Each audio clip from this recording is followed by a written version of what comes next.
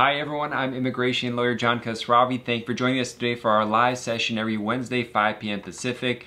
And we're here, today's February 10th. I'm going to update you on some changes, and not any changes to the immigration system, not the new president's here, but also take your Q&A, your live questions on TikTok, LinkedIn, Instagram, Facebook, YouTube, and all sorts of other places. It's all here. There's going to be a lot of questions, so we'll see what's happening. I got questions jumping up. When are they going to lift the proclamations? Well, let's jump into it right now.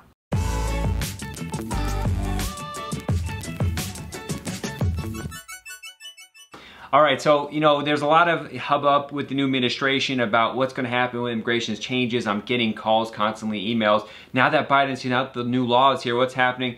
There's nothing new. Nothing has changed. The president has talked a good game so far, but he hasn't walked the walk yet.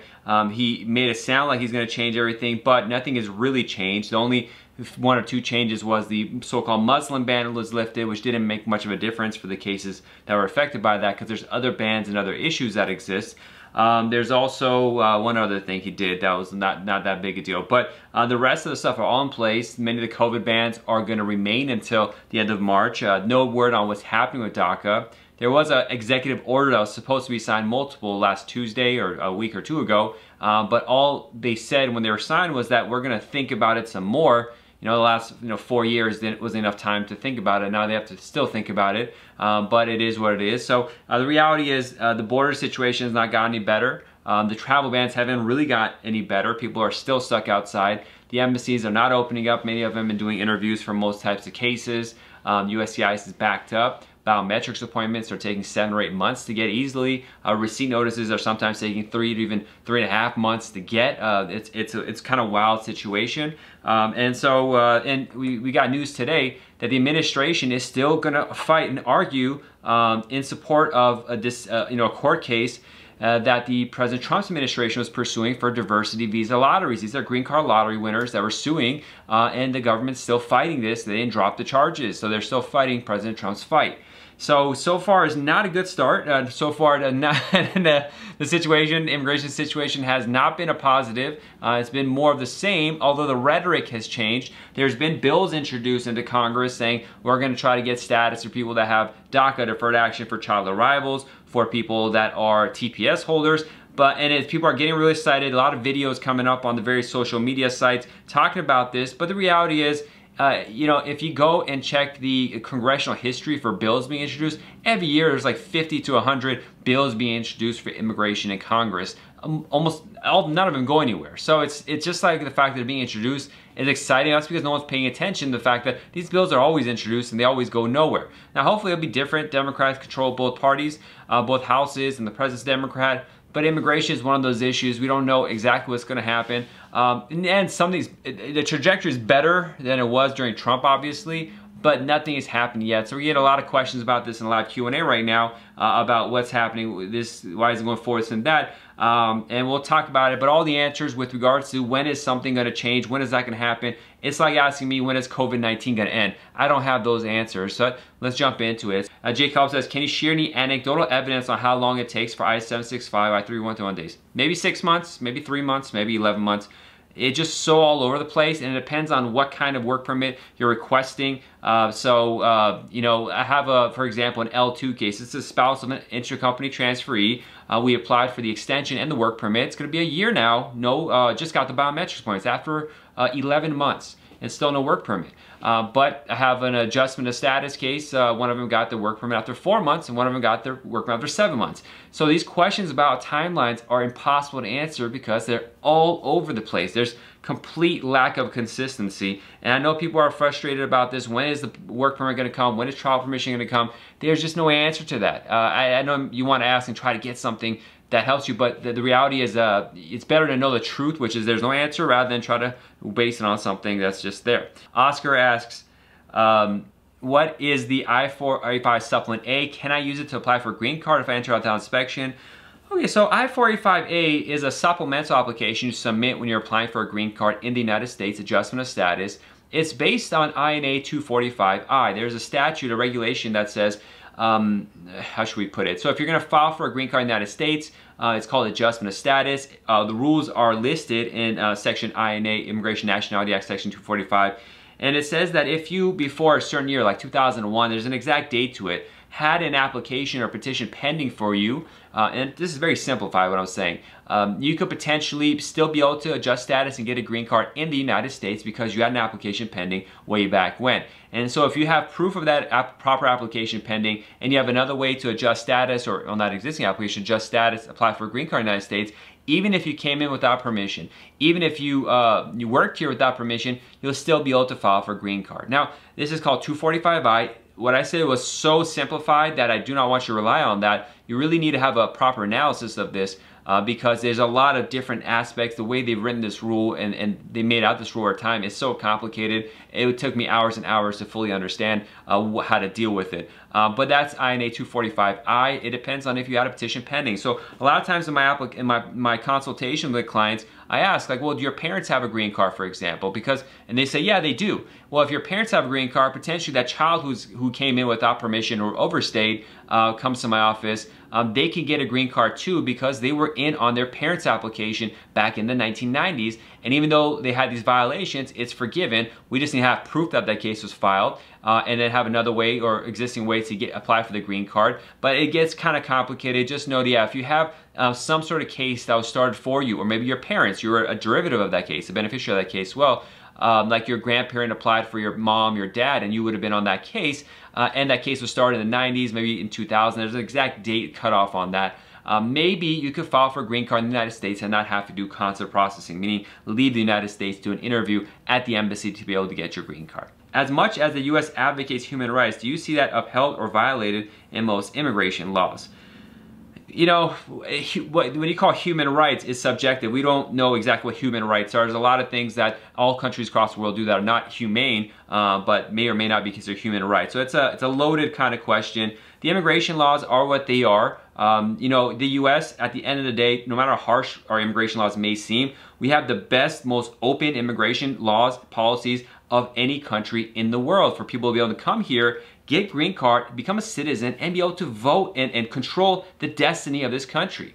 Now, there's countries like Turkey who have millions of refugees come there and live there, God bless them, but they live in refugee camps. In America, you come here, you get a work permit, and you can live your life a lot of times. So as much as people want to bash America on this stuff, we have the best immigration policy in general when it comes to amount of people that come in and are able to adjust and become Americans. I have family in Europe, I have family across the world. Even if they get citizenship of those countries in Germany, in France, they're always going to be a foreigner. But in America, you come here and over time, you become an American. You can live here and just be American, make decisions about the future of this country, and say, I'm an American, and not necessarily say, I'm this foreign person, and feel that. And so I gotta, say like this, I don't want to bash America. We have, the system can be made better. But it's a bureaucracy. It's very hard to write these rules. Even I've tried to rewriting these rules with people. It's very complex on how to do it because there's different interests involved, different issues. But if it's about human rights, I would say the U.S. has the most human rights-based policy. If you go Japan doesn't even let people get citizens of the country. They don't even let people be dual nationals. U.S. you could have 3 different citizenships. If you want to, if you can pull it off. Japan, Germany, India, Brazil, not Brazil necessarily, they have some things, but a lot of these countries won't even allow you to be dual nationals. You have to lose your citizenship if you go somewhere else. So America's a really open country. Human rights are great. Obviously what happens at the border is bad, but what other countries have people constantly coming at the border, and a lot of them do get in. It's a unique position that we're in. So I would just rephrase that question. I'd look at it differently than how you phrased it. Chrissy asked, if my removal of conditions receipt are about to expire in a month, what should I do? Well, it doesn't really matter. If you're not going to travel or you don't need it for a proof of work, you don't need to do anything. But if your 2-year removal of condition extension receipt, which is 18 months for the times that to expire, and you need to travel or you need it for work authorization, you need to prove that you're a green card holder, you need to schedule an InfoPass appointment to get a green card stamp in your passport to show that you are a green card holder as evidence. But again, if you're not going to travel, you're not finding a new job, then you don't need to do anything. And hopefully in a couple months, the case will be approved and you'll just get your 10-year green card. So Fabi asked, for ROC, removal of conditions, you guys don't need to put initials, put the whole thing, because no one calls it ROC. Lawyers don't call it ROC. No need for 2 passport photos, right? And a copy of important pages of the passport, the whole thing. Well, different lawyers do it differently. You definitely don't need passport photos for removal of conditions. and whether you don't even need your passport pages unless you're using the passport page is not necessarily needed. I'm not sure what kind of evidence you're using for your removal of conditions, whether passport pages are needed, but generally for removal of conditions, you need your green card front and back, marriage certificate, then a bunch of evidence of your relationship, unless you had other issues, like if you have been arrested or something like that, you need some of that kind of evidence, but that's that. Hi John, I had to cancel my interview in September because my husband's military orders and I haven't been rescheduled yet. Is that normal? Yeah, I mean, they're just fully packed, and so it's hard to get booked again. However, Chloe, if your husband is not here, you could still do adjustment of status. There's a rule that says if you have the paperwork for the deployment of your husband, and let's say you're in the US alone, your husband's out in Japan or wherever on a military base, you can still do your adjustment of status interview. So I hope you had a lawyer. We didn't probably, but I would have just gone with you and got your husband's deployment orders so you don't have to postpone things unnecessarily like that. Oscar says, I had a lawyer tell me that undocumented immigrants without DACA are not eligible for advanced parole. Is this true? Yeah, probably. It's not 100% true. Anyone could always apply for a humanitarian advanced parole. You're probably not going to get approved. So it's like, it's so unlikely that most people who'd ask me, could I get advanced parole? I don't have any status. Unless there's like a really bad emergency and you have good facts and you know that you're probably going to get denied, so you're wasting your money on doing it, yeah, you give it a chance. But it's not realistic. Probably defer to DACA or people at TPS. And there's some smaller exceptions. Maybe you could get advanced parole, but it's just probably not going to happen. But it's possible. I can't say 100%. Bobby says, do you recommend using G1450? Is G1450 the credit card one? If that's what you're talking about, like you could pay the government fee with a credit card. I haven't used that for so long because I don't recommend it that I even forgot the foreign name. But yeah, I was right. It's G1450. So when you apply for a green immigration case with the USCIS lockbox, not a service center with a lockbox, you can submit it by credit card, but I don't recommend it. I've had several times when I used to do it where we send it in and they would say you didn't send it in, or they say the credit card didn't go through, or the credit card numbers are wrong, and I have a scan and copy of it, and I use my own credit card, my business credit card for it, so I know there was no problem. So I stopped doing that. I send in checks only. I don't use G1450. I know that my clients use it anymore either, because I've had clients have issues where they overcharge their card, or they get calls from USCIS or from their credit card that says, the Chicago lockbox wants to charge your car for $1,760. Do you approve this? And the client doesn't know what the Chicago lockbox is. The Chicago lockbox is the location that gets your green card case and processes it. I know that because I have to deal with them constantly, but a regular person doesn't know that. And so in this one case, they said, no, we don't recognize that's fraud. And their case got rejected, and I created a whole mess of problems for them. And then I can't even get to here because it's just too long. But I generally do not recommend using G1450. The application uses a credit card for USCIS payments. Signer says, I got a mail saying that we need to fill out the I-944. They told me the end date with that being exempt was on September 22nd. In general, you got to submit it. Unless you submitted your adjustment of status case before February 24th, 2020, you're going to have to submit for I-944 unless rules change. However, you know, you have extensions, extra 60 days of time to file it because of the COVID extensions. Maybe, hopefully, President Biden gets finished and throws that I-944 away. It could change. There's a lot we got to talk about. It's the strategy of what that works. Maybe just not submit it, or submit a plain version of it and hope that by the time your interview happens or the case is approved, that this rule goes away. But there's chances there. We're hoping on some future thing happening, so we don't know. Shamil asks, I'm planning to become a U.S. citizen, wondering if having a medical become an issue as public charge. Well, Shamil, the public charge can be an issue for citizenship, not like the adjustment of status green card phase, but for public charge, they look to see whether you use public benefits improperly. So for example, in the US, for you to be able to get certain medical benefits for free from the government, you have to say, I don't make any money.